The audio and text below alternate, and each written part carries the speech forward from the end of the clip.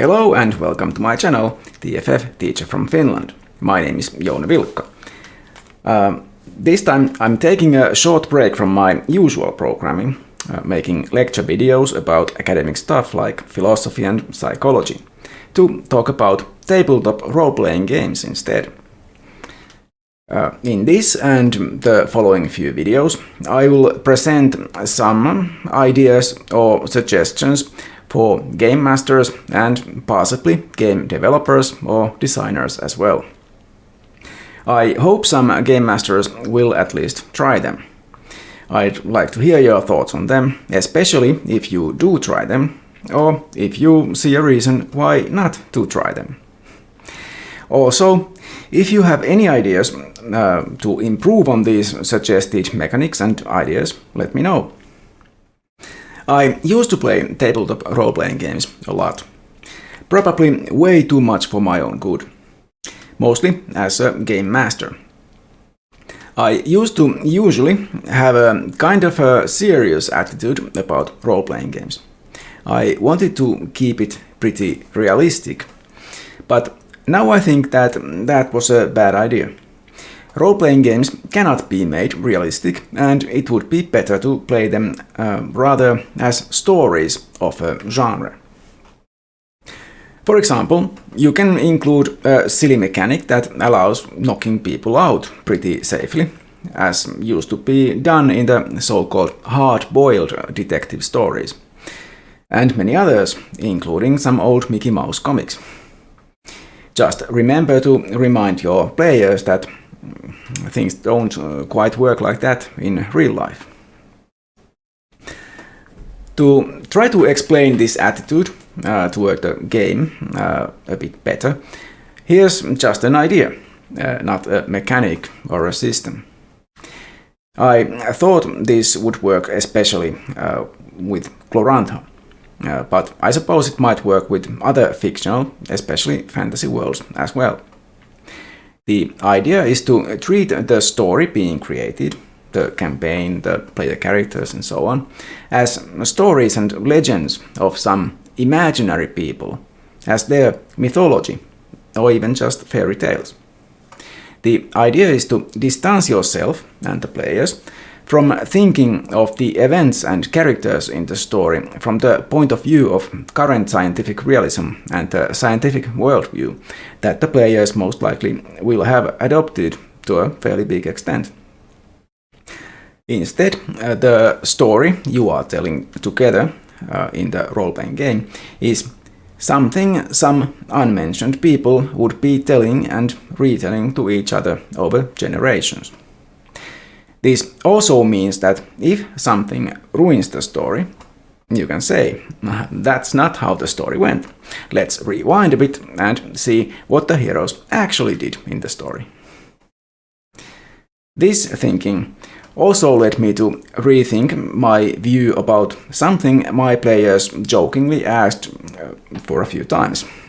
The ability to load a save point after something in the game had gone seriously wrong. For example, a player character had died.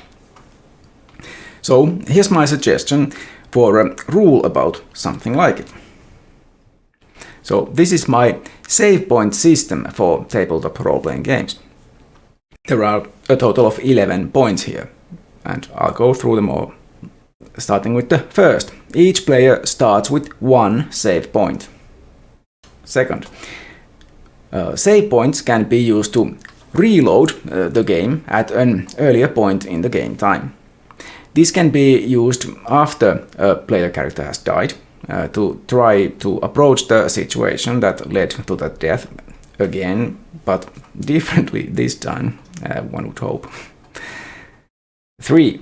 The players don't have to remove any skill checks or experience points if you use them. They received after the imaginary save point, which was reloaded, because that would just be too difficult. But they should obviously remove any stuff they added in the inventories. 4. The players and game master should all be unanimous in the use of spell save points like this. If most players think that it's better to allow a player character to perish because that would make a better story, then so be it.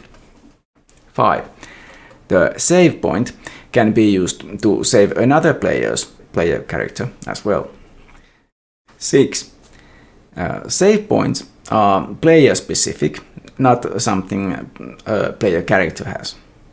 The player can save the save points for later and let their player character die, for example. 7. Once all players have used their save points, award everyone 1 save point. 8. The Game Master may award a player 1 save point for a truly unusually good role-playing.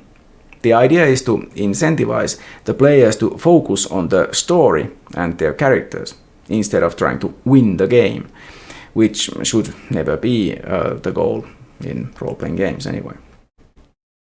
At least not the primary one. 9. If a player becomes adversarial, starting to think of the Game Master as an opposing player, deduct 1 save point from them. Of course, warn about that possibility first. Role-playing games are not games like that, and the players better understand that they must work with the Game Master to create a good story, not against them. 10. When a scenario is finished, the Game Master may allow the players to vote which of them gets an additional save point. And finally, 11.